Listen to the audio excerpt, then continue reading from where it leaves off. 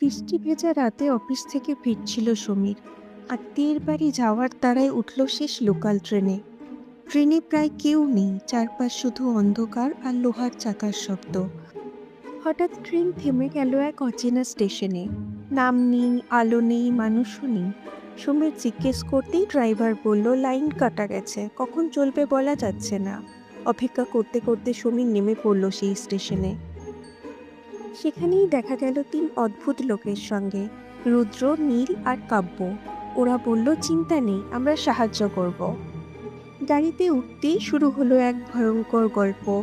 এই স্টেশনে নাকি ট্রেন থামে না, আর যারা নামে তারা আর কখনো ফিরে যায় না। হঠাৎ অন্ধকারে একে একে মিলিয়ে গেল ওরা। চারিদিক থেকে ভেসে এলো ফিসফিসে ডাক, এদিকে আসুন। ভয়ে প্রাণ হাতে নিয়ে দৌড়ালো সমীর। ভোরের আলো ফুটতেই বুঝলো এই রাতটা কখনোই সাধারণ ছিল না। এমন রহস্যময় গল্প ভালো লাগলে লাইক করুন, শেয়ার করুন আর সাবস্ক্রাইব করতে ভুলবেন না।